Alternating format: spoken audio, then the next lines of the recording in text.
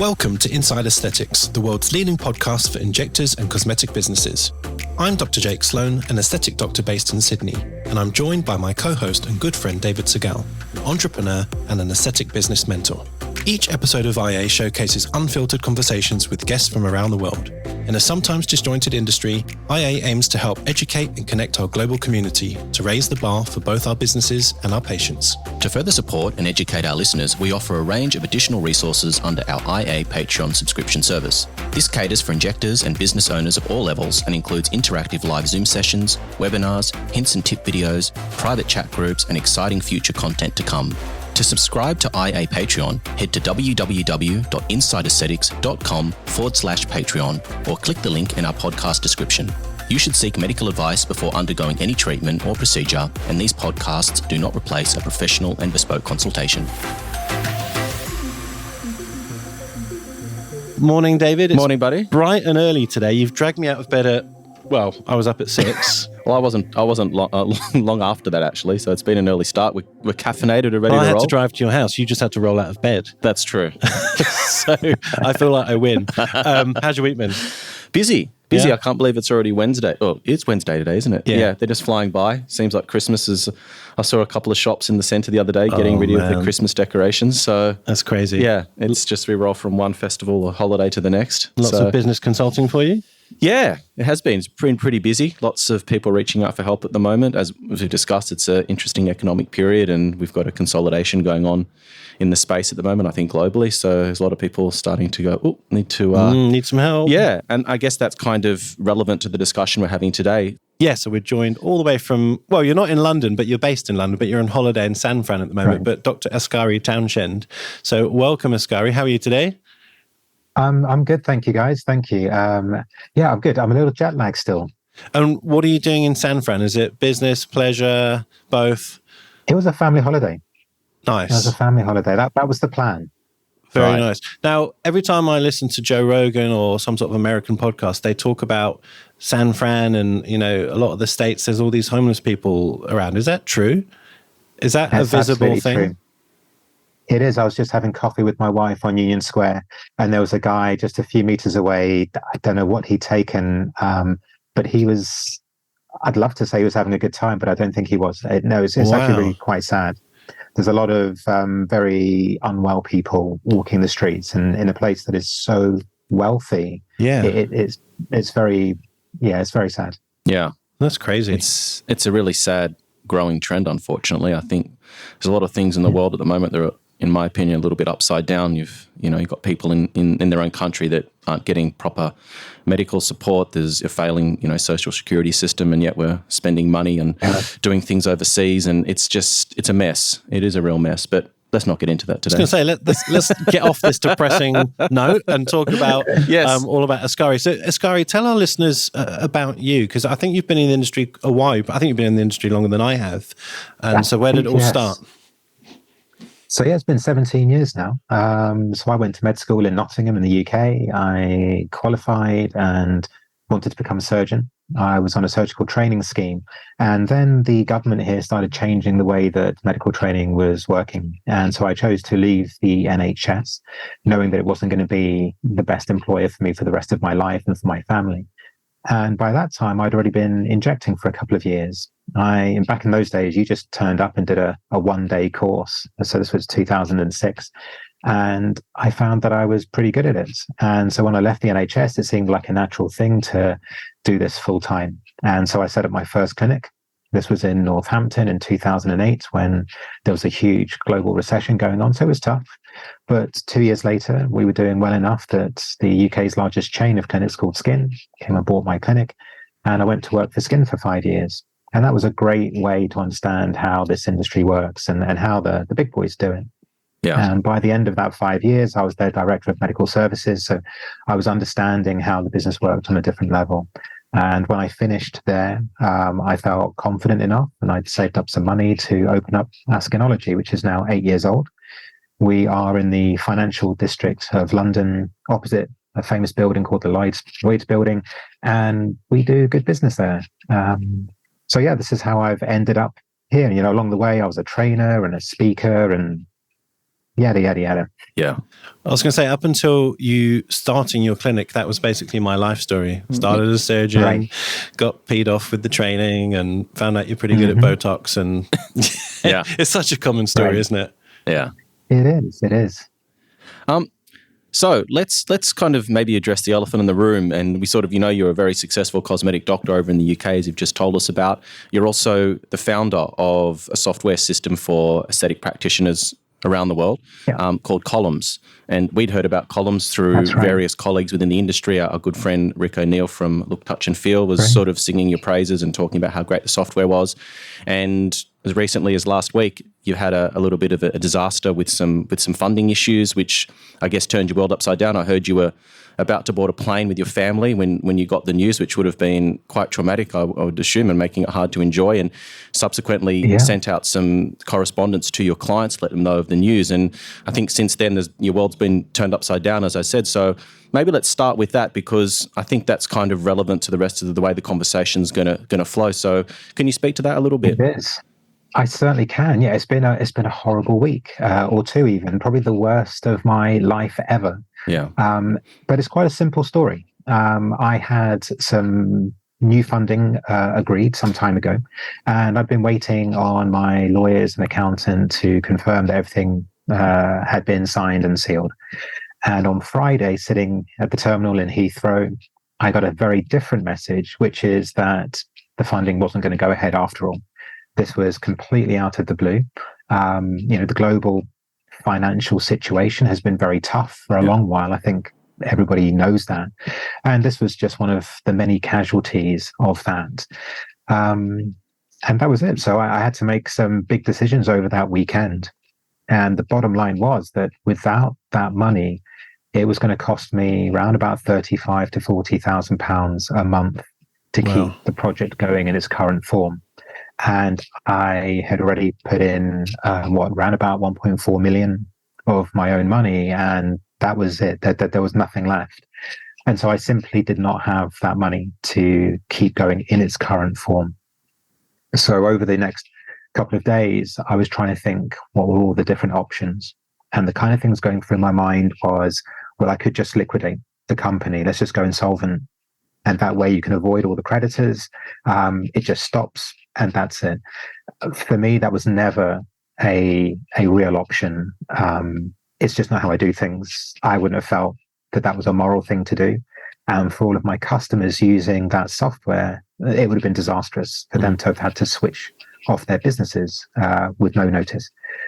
So the only other option really was, well, how can I kind of exit this as quickly as possible, but without that ultra nuclear option? And so I calculated it was going to cost me $60,000 to pay all of my kind of creditors and ensure that the business would still run for another 30 days. And I felt that 30 days, although not very much time, was enough time for our customers to find alternative providers. And like I say, that was going to be 60K. And I kind of felt that that was just a thing that I was going to have to suck up so that people would have that opportunity to keep their businesses running. And then I think the next thing was about honesty and transparency. And so on the Monday, when I made that decision, I got on the calls to my biggest customers and told them personally before the messages went out.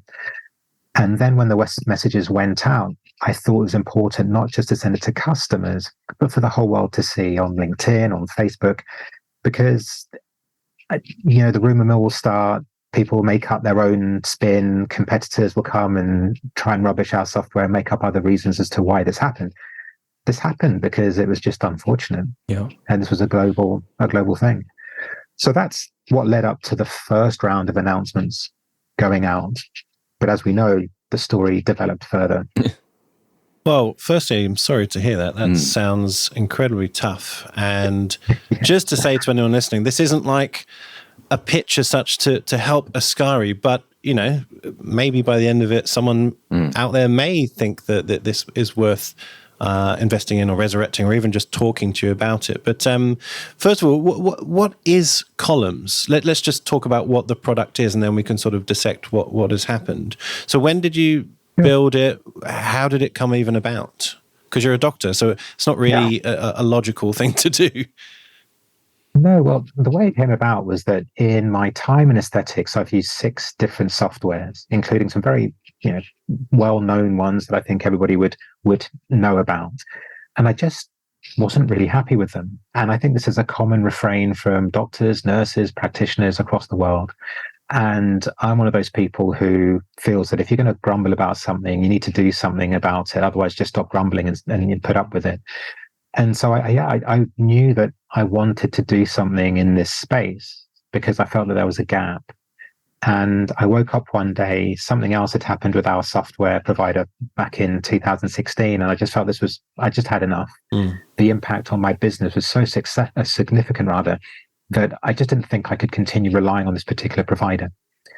2 years later, I'd saved up some money and COVID had come along, which meant I had to shelve a project that was going to expand my clinic within the UK, or within London rather.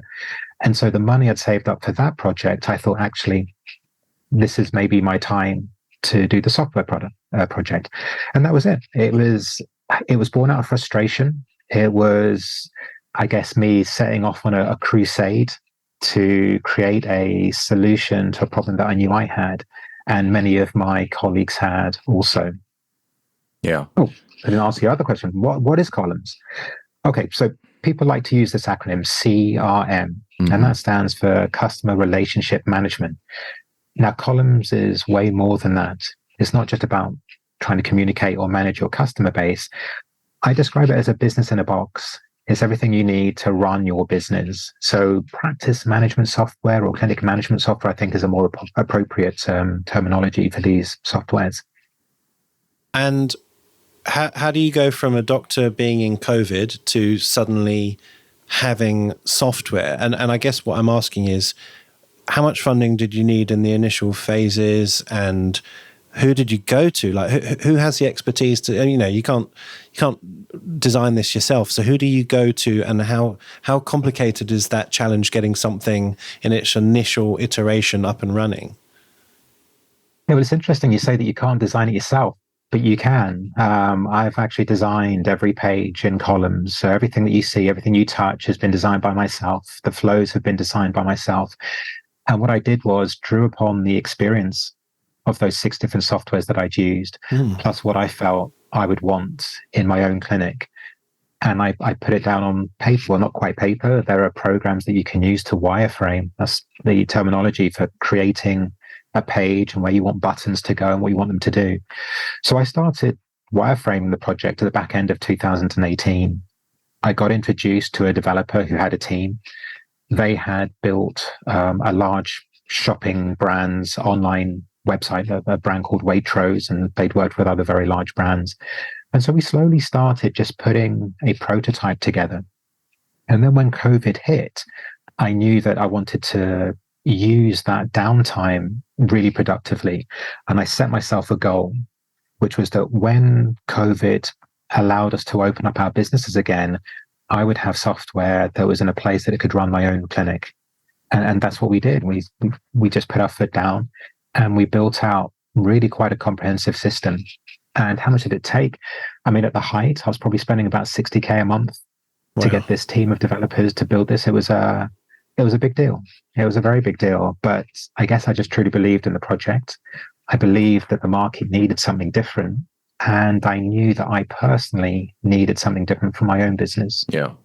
What was it that you think was missing from all the other software systems that you looked at? I mean, I've been in the industry for 20 years and I haven't yet to see one that does it all. They're generally either really good on the front end, they look great, nice interface, intuitive, but potentially lacking in sort of the way that you can splice and dice data and run certain reports on, automation, all those kinds of things. So I always felt, from my perspective, you were compromising somewhere. You were sort of giving up something because there was, there was something great about it, but there was also something lacking. So from your perspective, what was it that you saw was just common amongst all these in terms of what they didn't have or needed to have?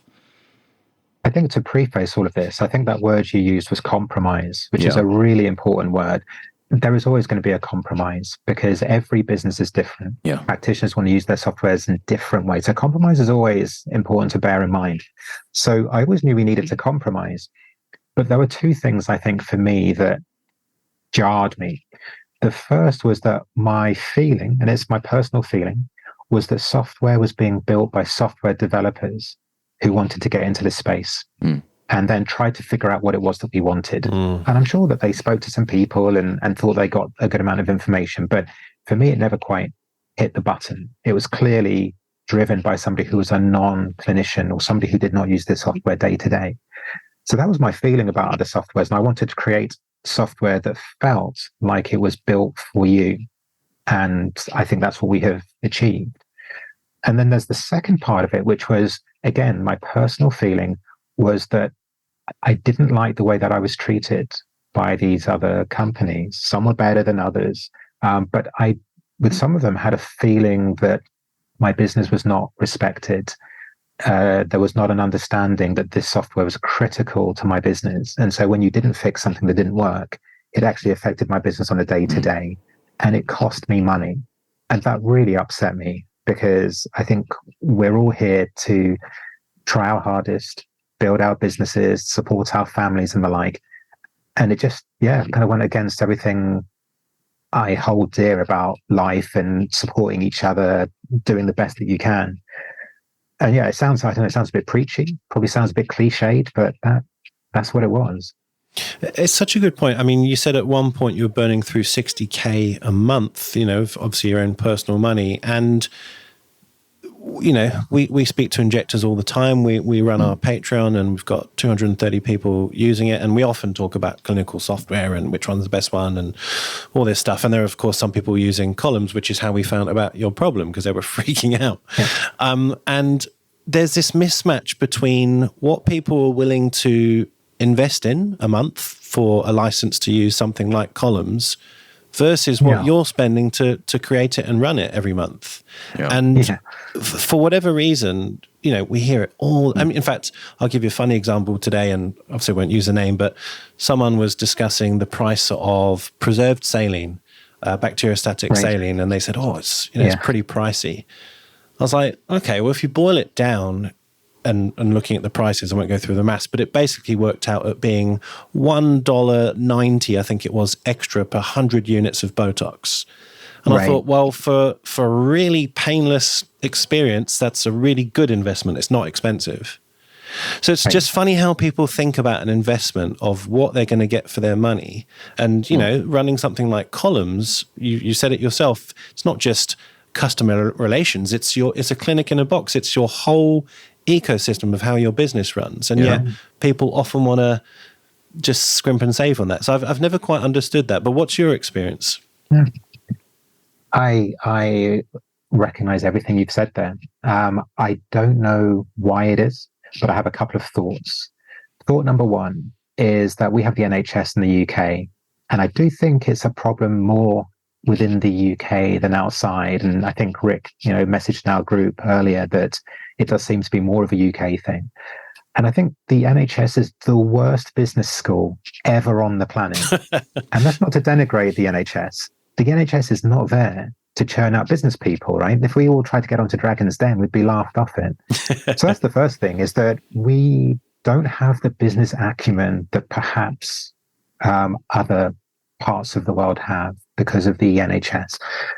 And I think the second thing is a global issue, which is that great software is used every single day on our phones, on our computers, and it's free. Okay, Facebook, all the social networks.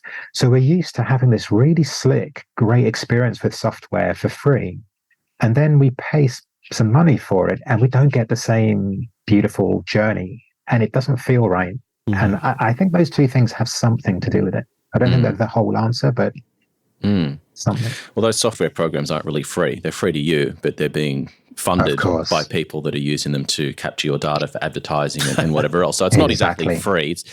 I think that something worth considering as well is, and this sort of falls back on a lot of the experiences that I've had with my private clients, is that most people don't use their software systems really at all in terms of the level of capability that they can sort of go to and the functionality that they have.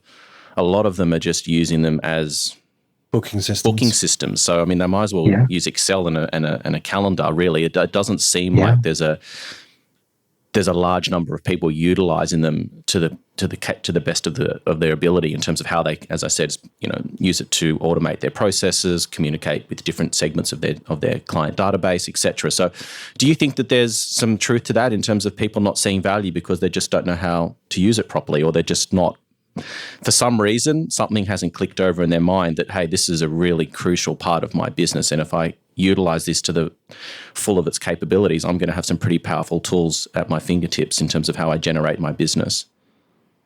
I think you've hit the nail on the head. I would go a little bit deeper, perhaps. I think the first thing is that I talked already about the NHS not being a great business school. So I think people's approach to their businesses, the way they might run their businesses or grow their businesses, perhaps could do with some help in some in some areas. I think you're quite right about people perhaps not knowing how to use the systems. But sometimes I don't think that's their fault. Some of these systems are quite complicated to use. And that's one of the things I've been trying to change, is make those journeys easier so that people who aren't IT whizzes can actually use those systems.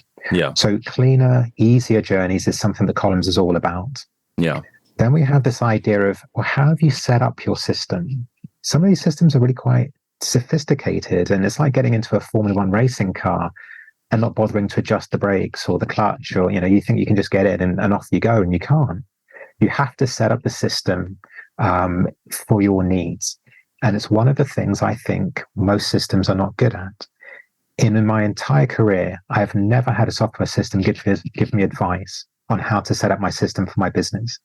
And that's one of the things we prided ourselves on in Collums, or do pride ourselves on, is that when you come on board, if we think your data is not set up correctly, we're going to let you know about it, and we'll give you advice on how to set it up correctly so it's best placed to make the most of our system.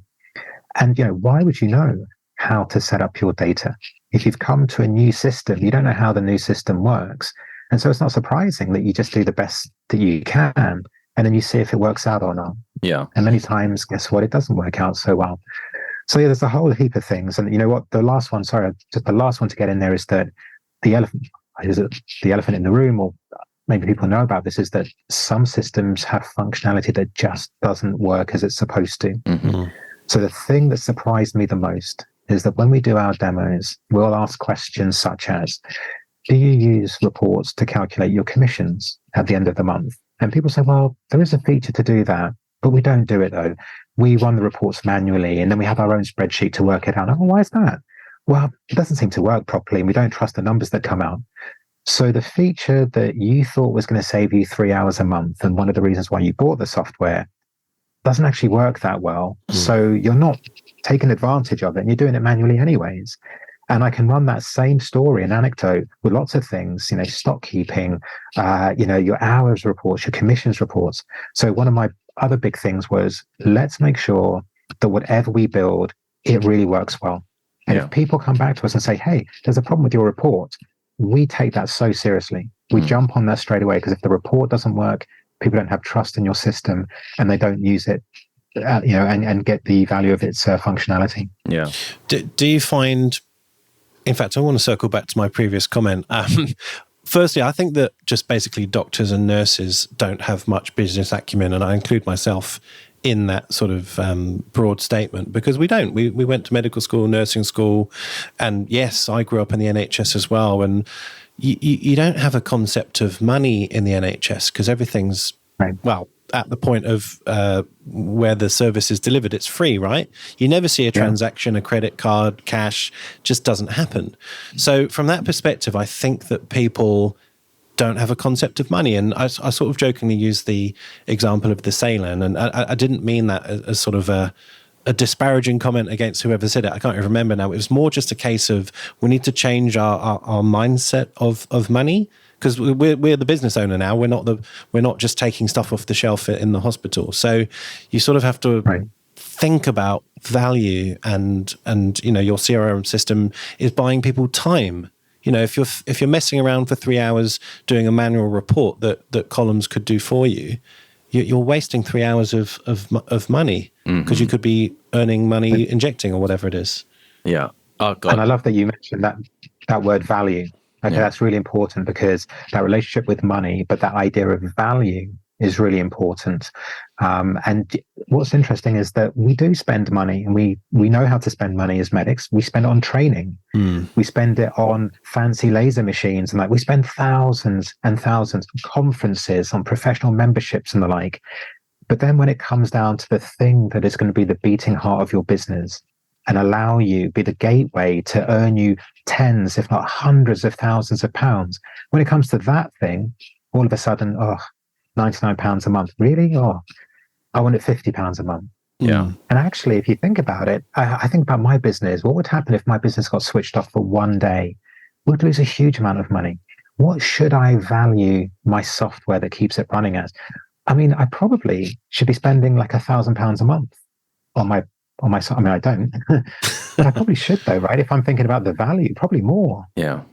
Can I ask, I don't think I've got to the end of my question. The 60 grand that you were burning through every month or needing to, what actually did that go on? Is that staff that you're employing? Is that developers? Is that running a server and electricity bills? Like, what is it that is costing so much? The biggest cost are the humans. And, good developers are not cheap. In fact, they're very expensive. And that's it, right? Because you have Facebook and people like that who will scoop up all the very best developers who are earning huge amounts of money. And it's a bit like building your house. If you don't get good builders in, your house is not going to be any good. And if you want, you can go and buy, get the cheap guy to come in. But you're not going to do that, are you? You're not going to house your family in that house. So that's what it was, really. Developers, people to oversee the developers, the project managers, etc. Then, of course, you do have your costs regarding server and the like. But that wasn't the majority of that bulk.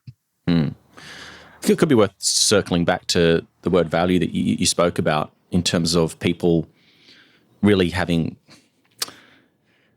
an understanding of how much they can benefit from having a system that takes care of a lot of potentially manual tasks. So if you've got a staff member who's working within your business that's doing, I guess, confirmation phone calls, sending out emails, running reports. I mean, if you could find a piece of software that did all that, I mean, the amount of money you could save yourself on a salary every year, it's sort of the cost of the software pales in comparison to that. And sort of just to continue on with that train of thought, I think, and this is my observation, is that we've been very spoilt in this industry for a long time. We're now reaching a point, I've spoken about this sort of relentlessly on the podcast, as we are now heading into a point of consolidation within this industry globally. We have been enjoying a very nice upward trajectory of growth that has been exponentially building on itself year on year. And it's still, there's plenty of opportunity still within the industry, and it's still growing, but the number of competitors that are out there now is huge. And I think that a lot of people have become successful in spite of having zero business acumen or not paying attention to their software system or really knowing how to farm their client database, what data reports to run, efficient stock controls, automating processes, making sure that your customer service is on point and the way that you can I guess, refine that and sort of make that run better through a software system. People haven't really had to think about that because in spite of not doing all these basic business principles, adhering to these business principles that other mature industries need to adhere to, they've still made money. And so now I think is the time where people need to really understand that the industry is changing. We do have a fiercely competitive marketplace, and you need every advantage and edge that you can get. And having a software system, whether it's Collums or something else, that is being utilized to its full capabilities and really taking control of your business and running your business rather than letting it run you is what's going to separate people who are going to continue to be successful and those that potentially fall by the wayside. And by the time they figure out what's happened, it's going to be too late. What do you think about that? Again, it sounds like we've been swapping ideas before this podcast. I agree with a lot of that. There are some other things. I think you've given all the really top headline items there, but there are other ones that are perhaps a bit more subtle. So, for example, staff turnover is something that happens in all businesses. When you get new staff, you want them to be able to learn how to use your software as quickly as possible. You want them to make as few mistakes as possible because mistakes are costly. And so again, one of the things I was really focusing on is how do we make sophisticated software, really easy to understand and easy to use. Now, it's something we shout about on our website, but it's very difficult to convey that idea. When we bring on people into my clinic now and they train up on Collums, the kind of feedback we get is, wow, this is so easy. This is easier than anything I've used before. The quicker they can get comfortable with using Collums, the quicker they can be left on the desk by themselves, the quicker they're trusted to do the processing of invoices and whatever it might be. There's a big saving there in terms of that retraining. There's a great saving in terms of when they don't know how to do something. Do they need to get onto the support line with the software to work it out? Or can they have a little look for a support article, or can they just work it out themselves? Wouldn't that be great? If you're on Amazon trying to figure out how to return something, you don't need to go to the Amazon help page to work it out. You kind of, okay, I'm going to click on my order, and maybe there's an option there to refund my order. So all of these types of things help improve that efficiency with human resource. And it's often a human resource, which is the most expensive thing. Alongside everything you just talked about there, improving processes, becoming efficient. Whereas I think we've become really obsessed with social media marketing. Let me put a load of money behind this pay-per-click, or let me put money behind this post and get new customers in, rather than concentrating on the processes and looking after our existing customer base. It's so much easier to get more out of your existing customers than to get new ones. So let's create experiences. Let's look after those people with slick messaging, automated messaging that looks after them through their journey. And I think we're going to have stronger businesses, and everything you just talked about there. Yeah, that's interesting, isn't it? The concept of really valuing the client database that you have and the patients that are already coming to see you. And I think that, especially here in Australia, we've been sort of dominated over the last 5 to 10 years by chain clinics, or high street clinics, you might call them in the UK, and they've started to infiltrate your market as well. And I was part of those businesses for a long time. And there is such an emphasis on new client acquisition and not a lot, as you said, on retaining them. And when you think about it, even, Jake, you can probably speak to this as well, and probably yourself as well, Askari, is that as a clinician, I'm assuming that you want to get to a point where you don't probably need any more patients because you're familiar with the patients that you have. You develop relationships with them. They become easier because it's almost like a blind date, I would assume, for you guys. Every time a patient walks in to your treatment room, you don't know what you're going to be met with, whether there's a match there in terms of expectations and the aesthetic that you're trying to create, whether there's mental health issues, whether you want to treat that person. So many unknowns. It's like, you're walking into, as I said, like a blind date, and it's like, where is the emphasis on retention? And those customers are going to be people that are likely to refer new customers to you. And chances are, if someone's embedded in your business and you've got a great relationship and you're aligned on values and aesthetics, that their friends are probably going to be similar to them. So you're going to be acquiring like-minded patients rather than playing this game of Russian roulette every time a new patient walks in, whether they're going to fit for you or not. And then just thinking about the cost of acquisition. If you're running sort of Google ad campaigns, or you're in a highly competitive space, SEO, Instagram ads, trying to come up with sort of content. I mean, I see, it all the time, people trying to find ways to get people's attentions through dances that they're doing, or like funny things. And it's like, what are we doing here? Why, what's going on? Why? It's for me, coming from, a business background, looking at the industry, a lot of stuff that goes on doesn't make a lot of sense. But maybe you guys can talk to that, maybe Jake. Well, firstly, I completely agree. I mean, when I look at my clinic day, and I see all my regulars, I go, yes. It's just such a sweeter, happier, smoother day. And of course, I like to mix it up with the variation of a new patient, a new challenge, a new conversation. But you're very right. It's a bit of Russian roulette. You don't know what you're going to get, and I don't know if the world's just going crazy. We've had a few interesting patients recently where it's caused huge disruption to the clinic because they just were not suitable patients, and it causes a bit of anxiety. You never know what quite is going to happen when that patient arrives. Sorry, jump in. Oh, apologies. I was going to say, just it messes with those processes. So the processes that David was just talking about that you've set up, they're efficient, they work smoothly, and then you get these unknowns that get thrown in, and it can disrupt the staff, it can disrupt existing customers, existing patients. And so what I aim for, and I think everybody should be aiming for this, is that you build up your customer base until you max it out, and then you have natural attrition, right? People leave, they go elsewhere, maybe they don't have as much money as they used to. And so actually the goal then is just to get enough new patients to fill those that are leaving at the other end. And that's the equilibrium that you want to achieve. And so I don't want to kind of show off too much about this, but here we are 8 years in with Askinology, and we have never really used pay-per-click. We don't have social media gurus working on our social media is pretty laughable, is the truth. Our website doesn't have glossy ladies with white teeth and the like on it. But we have a really great business that works fantastically well because we focus on the processes. Yeah, I probably don't follow me on Instagram, but I just can't be bothered anymore. I was never one to sort of dance around and do all that kind of stuff, but I did put a lot of effort into some of my content in terms of just thinking about what do I want to say or make it funny or something, but I just can't be bothered anymore. It's just... Welcome to my team.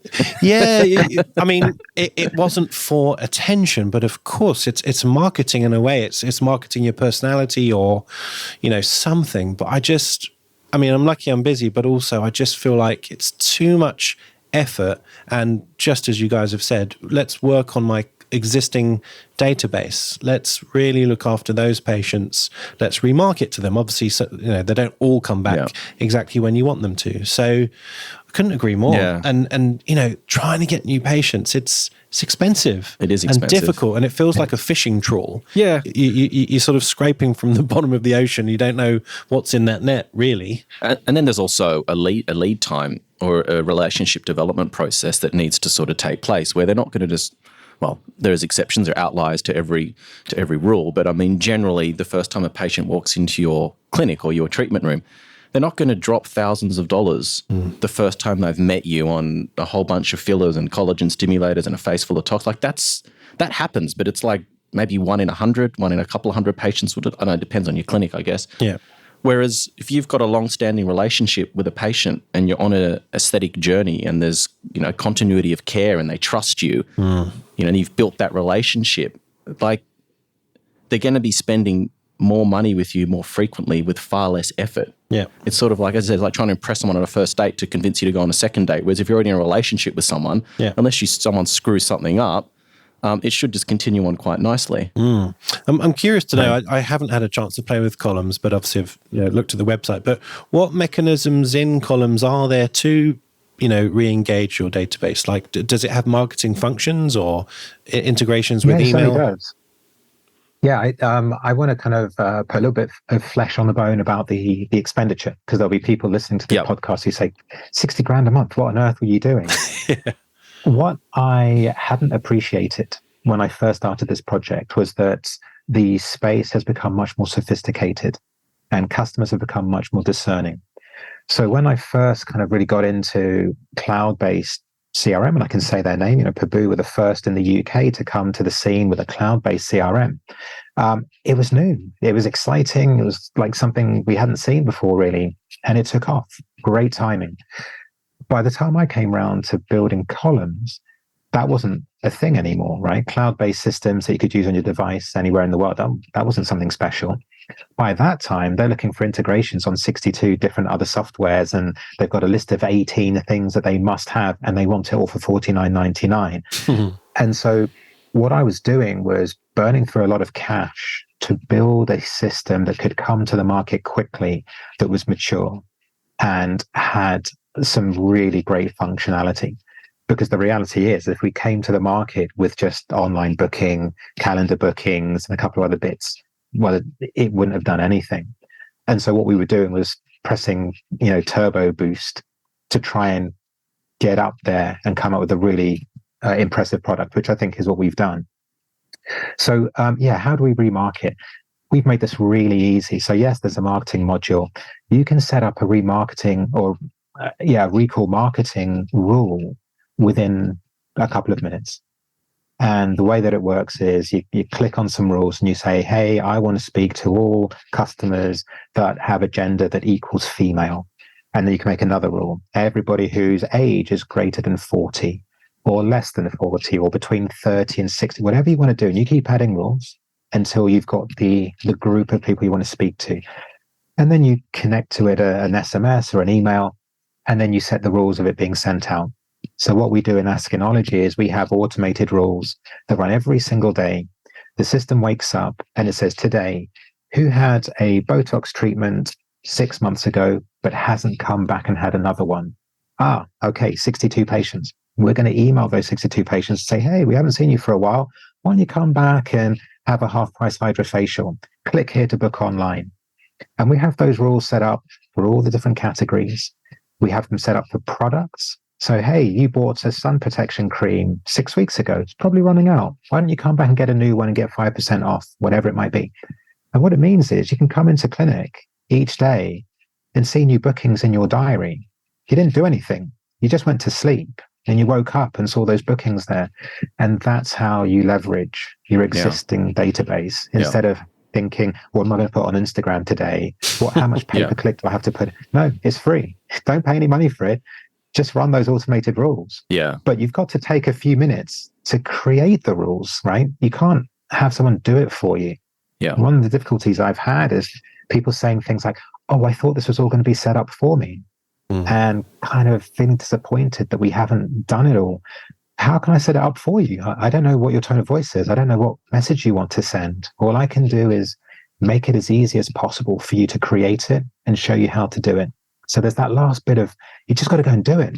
But it's just not as exciting as doing a new Instagram post with the funny dance or whatever. But we do need to focus on those things, right? They're the things that make you money. Yeah.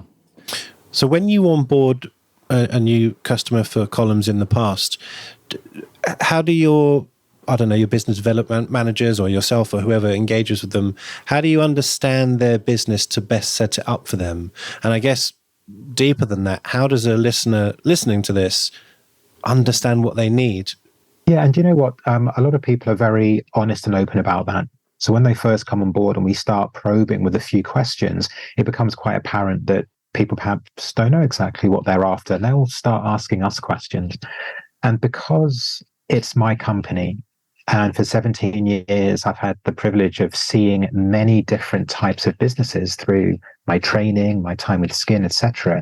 Very quickly, I can understand what's going on in that business. And, I spend a lot of time training my staff. So they are almost aesthetic consultants or business consultants.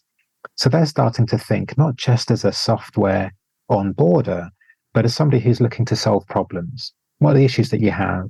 How do you deal with your patients? How do you see them in your clinic? And then what we do is start suggesting how they might set up their software to achieve the goals. So it should be really about problem solving rather than listening to somebody tell me that they must have a MailChimp integration, the Zero integration. If they don't have those things, then they can't possibly use the software. And I feel like, we have to spend a bit of time to say, well, hang on a sec, how often do you send out your newsletters via MailChimp? Oh, maybe once every couple of months. Okay, and how often do you use your Zero integration? Well, my accountant likes to do my books at the end of each month. Oh, okay, so we've got two things that happen once a month. How long do you spend on the newsletter? 4 hours. And as you start breaking it down, you realize, well, actually, maybe the MailChimp integration isn't the thing that you really, really need. The thing you really need is the one that's going to save you 6 hours a week, which is automated payments. So you don't have to do the reconciliation. Maybe it's the reports that actually work and save you real time. Yeah. I was just going to go back to the point in the previous response that you gave, Askari, around how you segment your database and send them specific messages. And just to sort of add to that is that we live in a world now where we're constantly bombarded with people trying to get us to spend money with their product or their service. And to me, there's nothing more irritating than getting a message that's not relevant to me. Or you can tell it's a generic, you've just been put in a database and you've been blasted, and the hope is that a certain percentage of those people will go, yes, I'll take advantage of that offer, or I'll get in touch. But you don't understand how many people you're annoying and alienating from your business and your brand by sending them things that are not relevant. So, sending someone something for a lip filler promotion or what have you that constantly already gets lips, or, as you said, like running a report, show me everyone that's had tox that hasn't had this treatment before, or show me everyone that hasn't been back in the last 6 months for this.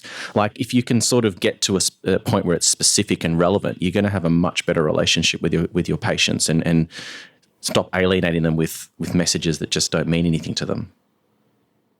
Yeah, and actually, the opposite of that is that you can send messages that really help people out. Yeah. The people that get their toxin treatment are usually people who really want to have their next toxin treatment because there's nothing else that's going to give them those kinds of results. Yeah. And often they're busy. And so when they get a message that says, oh, hey, it's been 5 months since your toxin treatment, you might have noticed that things are starting to wear off. If you'd like, click on here and you can book your next one. It's really easy. Actually, often they come in and say, oh, thanks for the message. If I hadn't got the message, I would have forgotten because I didn't realize it had been so long. Yeah. And so actually, rather than annoying people, you're helping them out and you're improving their experience. Yeah. Because people are disorganized these days. I mean, we're just, as you said, we're so busy that it's so busy. I have to say, it's funny. I rarely do SMS blasts, similar to what you said, but I did do one the other day, just to see what would happen, I guess. And I know what will happen every time I do it. The first people who reply are the people who opt out of the messages because they don't like being marketed to, and that's always going to happen. But problem is then you can't remarket back to those people for other things that maybe are relevant to them. So I think one thing that's worth doing in your consultations with your regulars is to say, hey, maybe in the past you've opted out of marketing. Sorry if we annoyed you, but it is kind of important that we get your permission back because there may be other things that are relevant to you. So, if it's not relevant to you, just ignore the text message. You don't have to opt out. I sort of feel people are very hasty to unsubscribe to emails or opt out of text messages, and then you sort of lose them. So how do you strike that happy balance? I think taking it a step further and letting people know what your intentions are regarding marketing. So one of the things that we do is we say, hey, please don't worry. We're not a company that's going to message you every week. We send out messages sparingly. And when people know that they're probably only going to get something once a month, once every couple of months, they're happy with that. Yeah. But I think it's that fear that when you get that first message, you think, oh, here we go. Yeah. It's going to be 3 times a week. And some people do that, right? You get that message over and over again.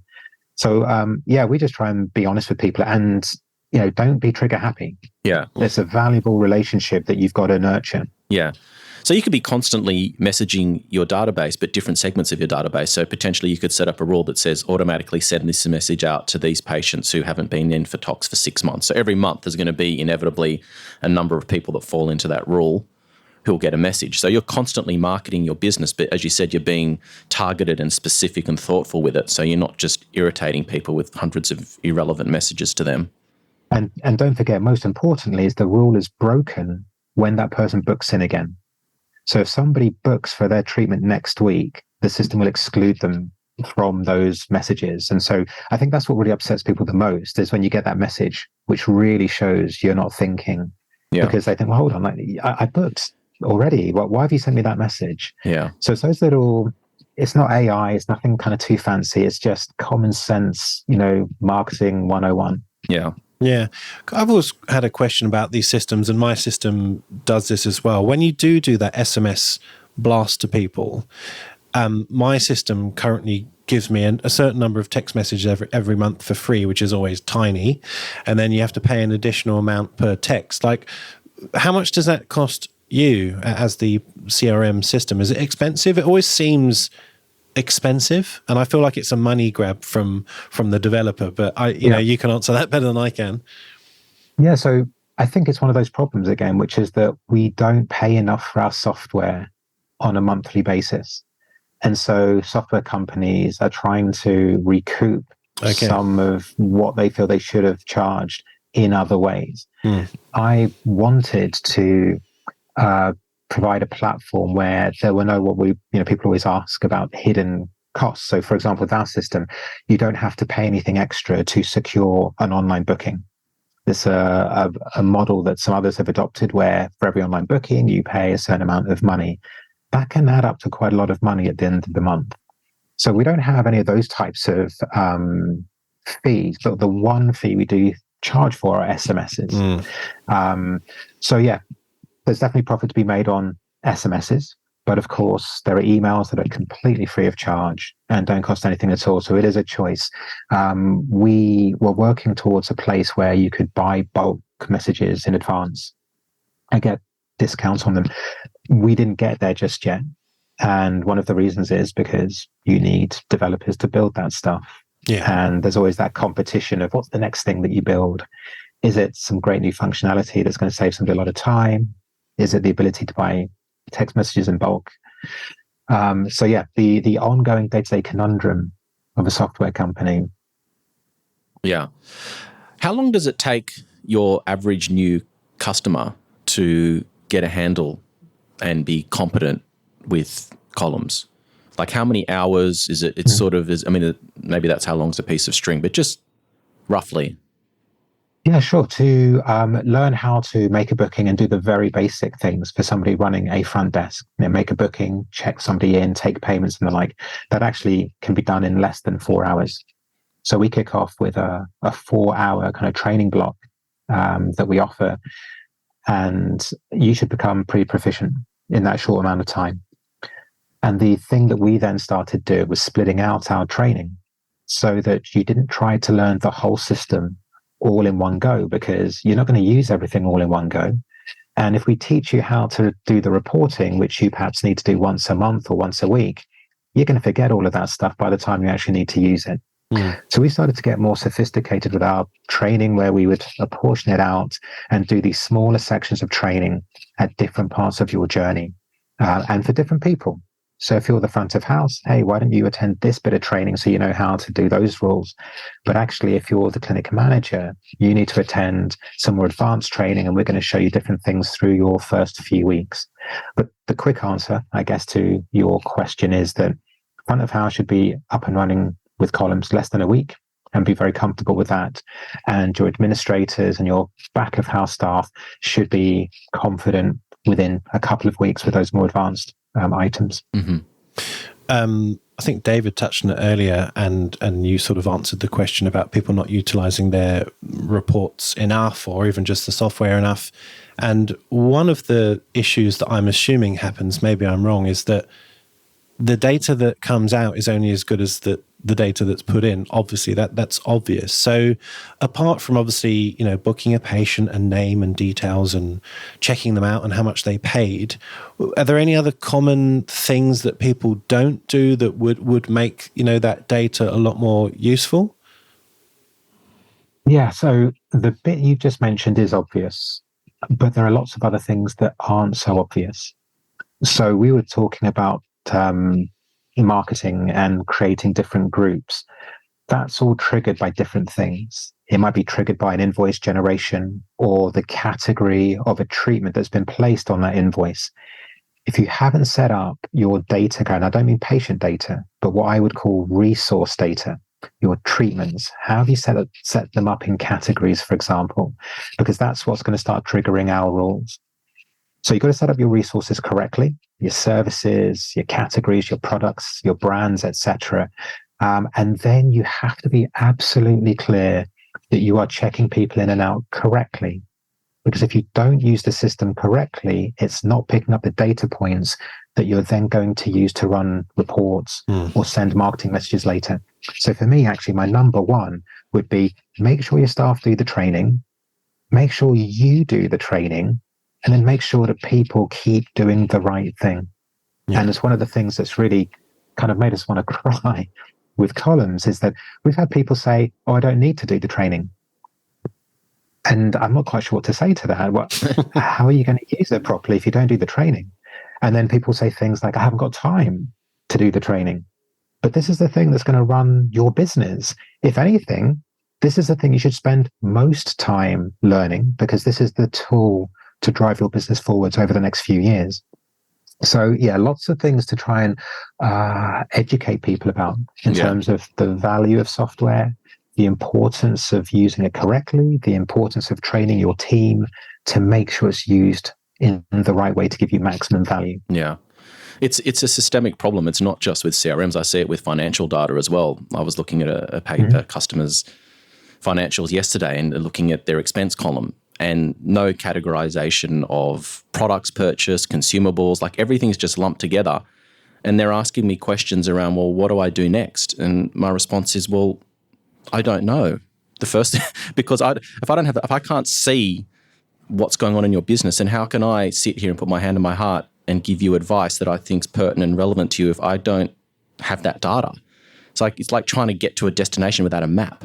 It's like it's impossible. Right. And so I don't know what needs to be said to get this paradigm shift for people to realize that this is really powerful stuff. You need, looking at how profitable certain treatments are, how your stock take's being managed, your staff all your resources being utilized to their maximum efficiency. Are there people in your team that are lagging behind? Are there certain treatments or products that aren't moving? What's the cause for this? All these decisions that you need to make on a daily or hourly basis as a business owner. If you don't have that map, you're just guessing or hoping. And, as I said, many times before on the podcast, hope's not a strategy. That's not going to help you. And as soon as things start to become tight, these are the things that you need to know. What's your average spend? What's your return rate of your patients? Yeah. Like, these things are just so logical to me as a business person. But for some reason, there's this disconnect that people just don't seem to understand, that they need to put, like, you get out of life what you put into it. If you don't put the time into putting these details in, then you're just guessing that your next move is going to be right. And as soon as things get tighter in the marketplace and you're looking for a competitive edge, these people are really going to suffer. I mean, I think I've joked about this in the podcast before, but it's a bit like me saying, tomorrow I'm going to open up a pizza shop. Yeah. Well, I don't know anything about pizza or ingredients or orders or cooking or nothing. So for a nurse from a hospital who suddenly decides to be an injector, it's almost analogous to that. They don't know anything about running a business or working with patients who actually give you money because they've never done it before. Yeah.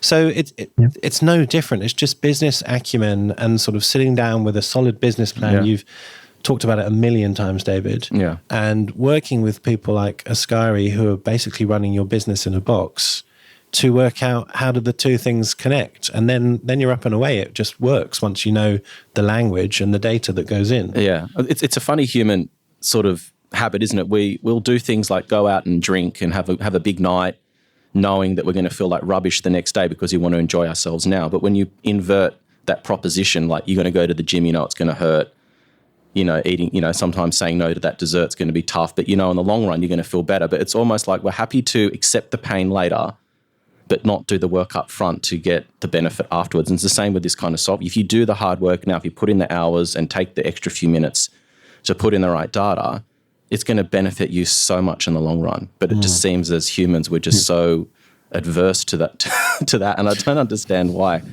Well, one of the things I've never understood, and this is really common here in Australia, is that you will get injectors sort of basically deciding overnight, right, I'm going to go out on my own, rent a room, and I'm starting tomorrow. That's the business plan. Yeah. Mm-hmm. So, I mean, you must sit all the time, Askari, because people are sort of buying a license for Collums, and then it's like you said, they've got the keys for the Ferrari, but they don't know what the hell they're doing. So, do you nip those people in the bud and say, well, whoa, like, hold on, we haven't done the training, and who are you? And like, do you find those people jumping the gun? I guess is my question.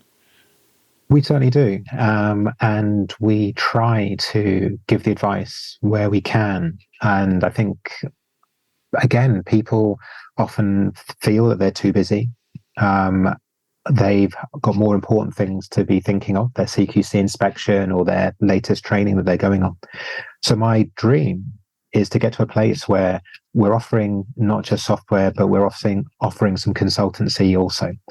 Not the kind of a consultancy as detailed as David's offering, for example, but the consultancy about, hey, this is how you set up your software. This is what we recommend regarding your data, your resources.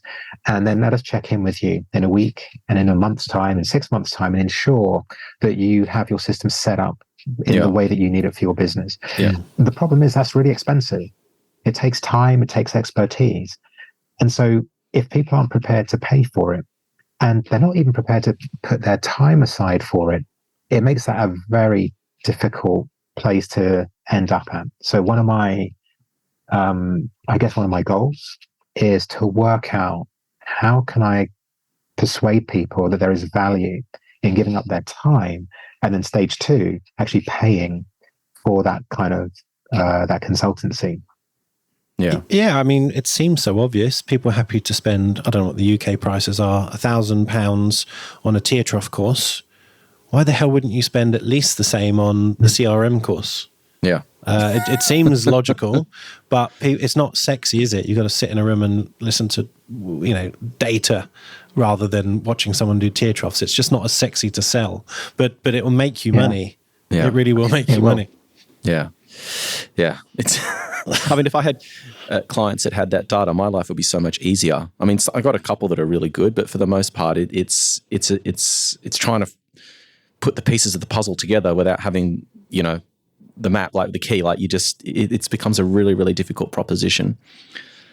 I'm going to put one last thing in there, if you don't mind, Sure. which is that these people who are coming into business perhaps for the first time, or they're early in their business careers, there's a lot of people out there trying to give them advice. And I think it is tough for them to navigate that. Mm-hmm. So if there's a group of people out there, for example, are the accountants. Yeah, I've heard some really unusual advice given by accountants regarding the information that the accountant needs. And I know that they don't need the information that they're asking for, but they're asking for it because it's easier for their bookkeepers or for their processes. And I feel like sometimes you need to kind of push back. Your accountant is somebody that you are paying to provide you a service. It should be set up so it's easy for you, not easy for the accountant. I've got a great relationship with my accountant, and we are extremely efficient in the way that we shift data to and fro. And that's, I think, another part of it as well. Do you know what it is you need the data for? Is it valuable to you? What's valuable to me is a business that's 8 years in, has got quite a large team behind it, may not be relevant to somebody who's just starting out. So that whole consultancy piece, I think, is even more valuable. How do you navigate all these different people? How do you make sure that you're happy regarding the way you're documenting your tax, especially in the UK with this, the problem with medical treatments and non-medical treatments having different tax statuses. So this all comes down to getting great advice from people who've been there and have done it and know what they're talking about. I've got a question, and maybe this is more relevant when you were sort of designing it, but maybe now I guess you have a problem. How do you, when you're leading a project or an idea like Collums, you can risk getting quite tunnel visioned in your concept and your idea. So how did you sort of, I guess, get rid of your own biases and maybe get some critique and market research to kind of say, hey, I think you've kind of gone off path here. You might think it's good, but your users are saying it's not. So how did you sort of balance that? Well, the starting point was to think about how did I think my clinic would need software to work, and then trying to check in with myself and say, hey, not everyone's got the same clinic as you. What if your clinic had only one practitioner? Or what if they were an individual going around 3 different sites because they rented a room? So I'd keep checking myself that way. But then I started going out to trusted colleagues. I've been in the game a long time. I know a lot of people that I trust and respect. And so very early on, I started showing them what Collums could do and how it was set up and getting feedback that way.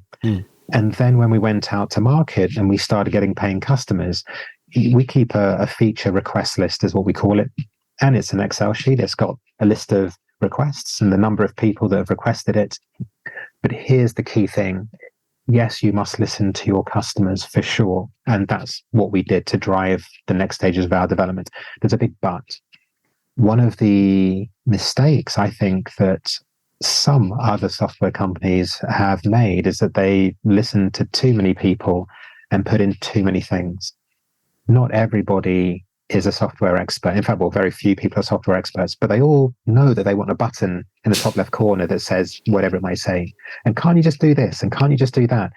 If you say yes to it all, you end up with a lump of spaghetti. And those simple user journeys that we're trying to achieve fall down because you've tried to please everybody.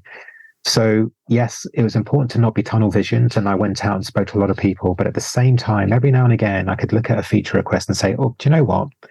I hear why you want that in your particular scenario, but another 1,000 people aren't going to want that. That's going to slow them down. So knowing when to actually say, no, I will be tunnel visioned on this one because this is about efficiency and what's best for the community.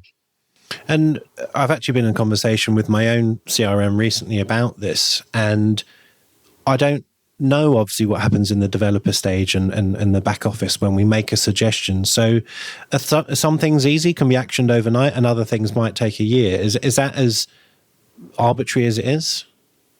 Yeah, perhaps not a year. But one of the biggest things I've learned is that the things I thought were going to be very straightforward, why can't you just put the button there and then when you click it, this happens? Some of those things can take weeks of planning and then actually many weeks of building and then many more weeks of testing. And then you release it and then people start breaking it. And the thing that comes to mind, I don't know if you have the UK Dragon's Den there, but you've got Theo Paphitis, and his job almost was always to try and destroy the product. Okay, and he would say, "Hey, is this fit for purpose?" And I'd go, "Yeah," and he'd smash it with a hammer, and then it would break, and then he'd say, "Oh, look, it's this rubbish." But what happens is, like anything to do with invoicing and payments, for me, is sacrosanct. Invoicing, payments, and reports, they must work. They must work always. And so you spend weeks and weeks testing a new feature or something that you've upgraded. You release it, and then you start getting reports of problems. And you think, how? Well, we tested this for weeks at the cost of thousands of pounds. But you didn't bank on a human who was new to Collums and hadn't been given the training by their employer. You hadn't banked on them clicking 6 buttons one at a time or pressing back on the browser button on the browser and then clicking the buttons again. All these things that humans do that you hadn't preempted help you build your software better. But just going back to your question, because I'm probably not answering it well, is that it can take a long time. It can be very expensive. You can do everything possible to make sure it's right, but then you put it out there and then people do stuff that you didn't expect. So then it comes back, you work on it again, you improve it again, and then you send it out again. And we do that even now. So yeah, I'm happy to share some of these things. We had a problem, it happened once in 2 years, where there was a duplicated payment, which is quite a big deal, right? We should never have that. It got picked up very, very quickly. We looked into it, took, I don't know, a day or two to work out what happened. And it was just that somebody had clicked take payment and there'd been a slight delay between Stripe and our server. Every now and again, one in however many hundreds of millions, of messages get delayed. And instead of waiting the extra second for it to then go through, they tapped on take payment several times, one after another, because they got annoyed. And one of those taps somehow had connected to request the take payment again. So then we're like, oh, wow, okay, we ended up having a big meeting, several people. How do we prevent this from happening? And so it goes around. So that's why things cost so much money. So those, the height of our burn of that 60K wasn't just building lots of new stuff. It was going back and looking at stuff that had already been built, had already been working beautifully for a year, 18 months. But for me, it was so critical that when one of those issues came up, I wasn't going to ignore it. Yeah. And that comes back to what I was saying, that when I was a customer of other companies in the past, I didn't feel that I was valued. Because when I reported a problem such as, hey, this one thing happened, but it was really critical to my business, they would lodge it and go, oh, okay, yeah. But in their mind, it wasn't that important. It only happened once. Maybe it wasn't that big a deal. And guess what? It was never fixed.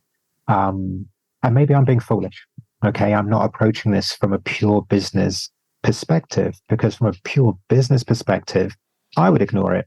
And I'll just put it down. Hey, somebody in Askinology pressed the button 6 times. Don't worry about it.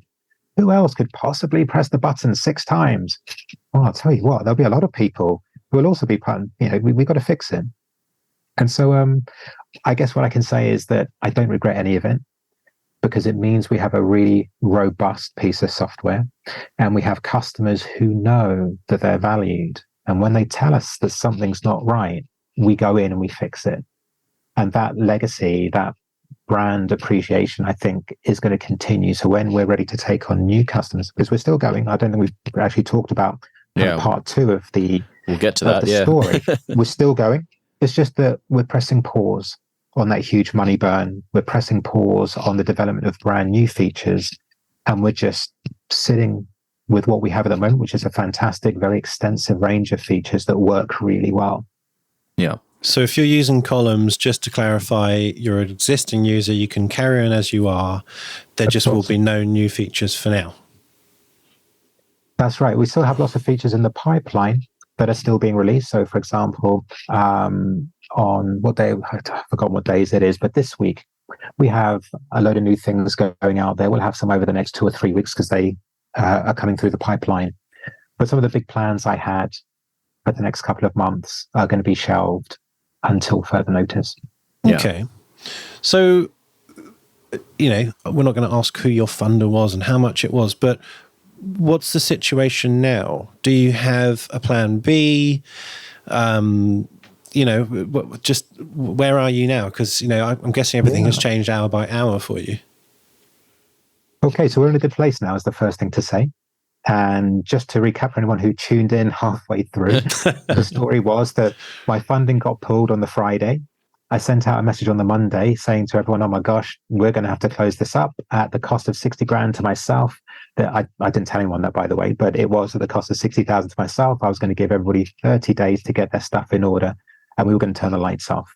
And the exposure and the story got out to somebody who thought that Collums had a lot of value, got in touch, and was very keen to see that project continue.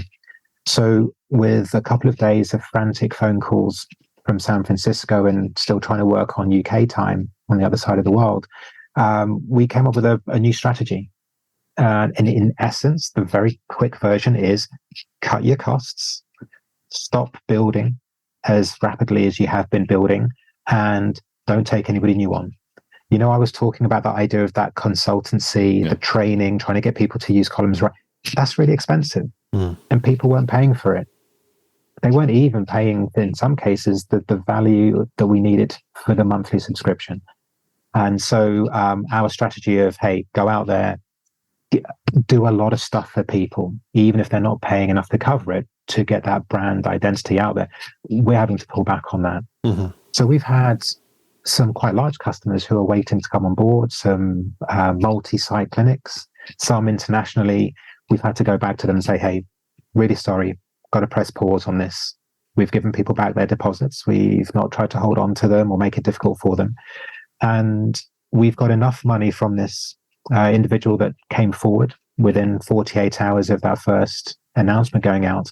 We've got enough money now to go on this kind of even keel for many, many months to come. So we don't have any concerns about our cash flow over the next couple of years, really. And in the meantime, I'm out looking for new funding so that we can continue with our original. It's not going to be the original strategy. We are going to be more cautious about how we go forwards now, because we have a product that is actually quite mature now. It's been built over a period of 5 years.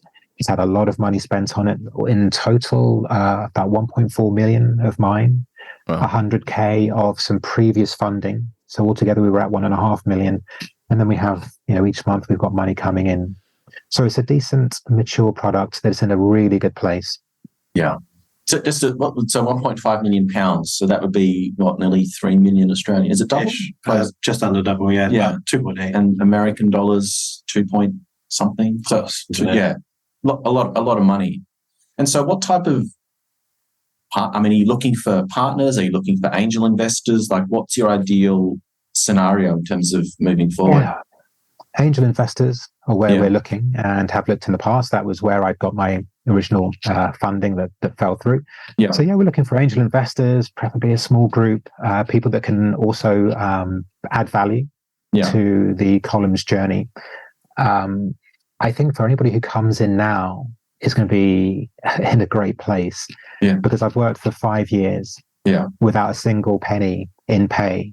Yeah. And we have this product that's 1.5 million in that has a great customer base who love the product. After the announcement that we put out, I think we've only lost 3 customers, maybe 4. And a couple of those people don't want to leave. It's just they had already paid deposits with other software houses and aren't confident that software house is going to give their money back. I won't mention the names, but so people love the product. Yeah. We just were on the crest of really taking off internationally. Yeah. And we've had to press pause. Yeah. So it's a great moment to come and join. I had always assumed it was a UK-centric system, but you're implying that it's not. So I don't know, if there's an investor in Australia or America or somewhere else, like how user friendly is it in other markets? It's already set up multi-currency, so dollar, Australian dollar, euro are there ready to go. You just click the selection. We've got our tax option set up to cover the states as well, where, in some states they have a different tax for the service versus a sale tax for the products, etc. So that's all ready to go. We haven't gone to the US just yet, though, because we need to get the HIPAA compliance. And that was one of the next things on the list that we were going to do. But, we're ready for Europe. We already have customers in Australia. When the time comes and we're ready to switch on again, it's definitely going to be continuing that international expansion.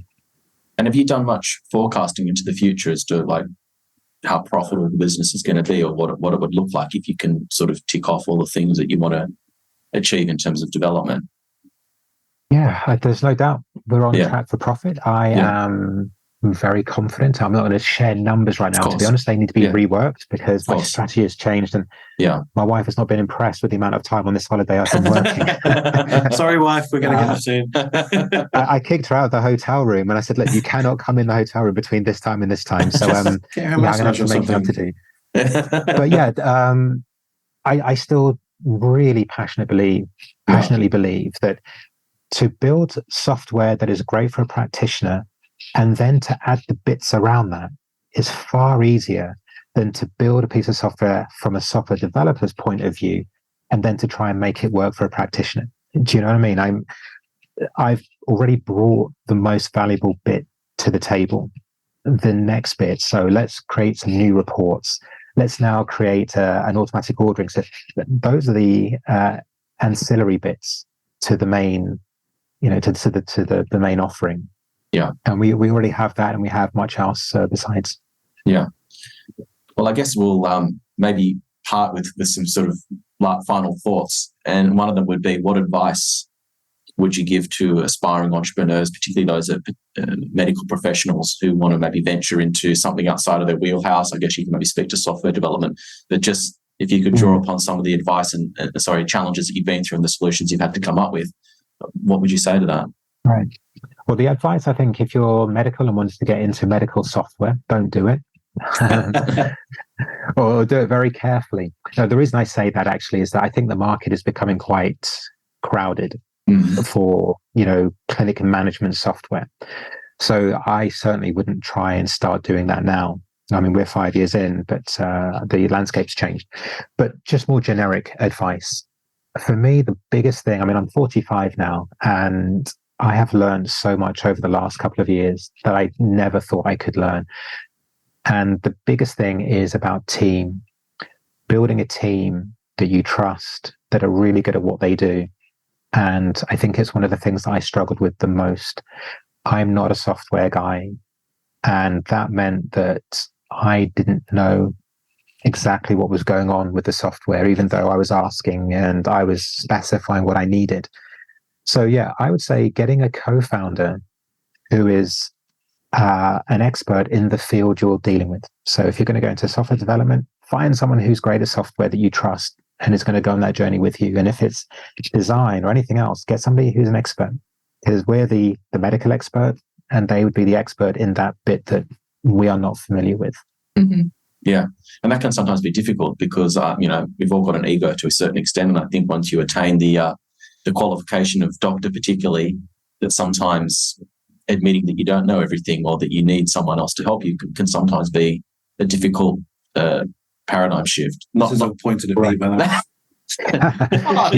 not only doctors, lawyers, but anyone that's professional in a particular field that's reached the height of, I guess, attainment, is that there's a risk of becoming almost arrogant and not willing to sort of admit, I don't know, I'm good at this, but I'm not good at that. And so that's admitting what you don't know and finding people or surrounding yourself with people who complement your skills and ability means that you can achieve more together.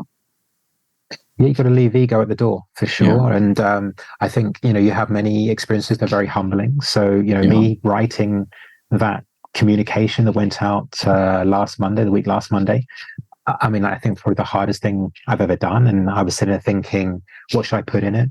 Yeah. Should I include how much money I've spent on this product, or does that make me look foolish? Are people going to just touting, Dr Askari, what was he doing? What was he thinking? Got my mum's voice I can think in my mind, thinking, oh gosh, what would she say? But you got to be humble, right? You just come out and it is what it is. And it's what about you do next? What do you do going forwards? And I truly believe that Collums is in a stronger place now than it was before, because I've learned more than I knew 2 weeks ago. Yeah. Well, you don't learn from the things you get right. You learn from the things that you do wrong. And the things that are the most expensive, right? The more expensive they are, the more you learn.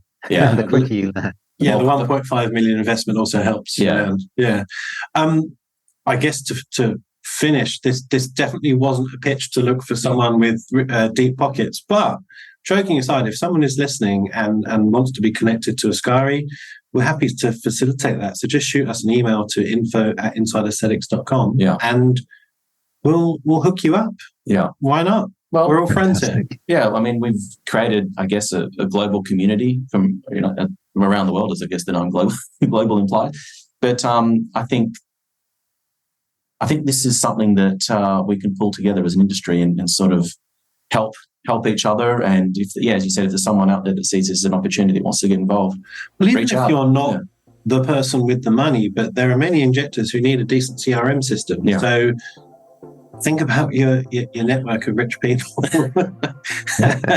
and send us an email. But anyway, joking aside, thank you so much. And we feel bad that we've interrupted your holiday, but it was really nice to talk and get to know you. And I don't know if I'll see you at AMWC next year. I'm definitely going. I bought my ticket yesterday.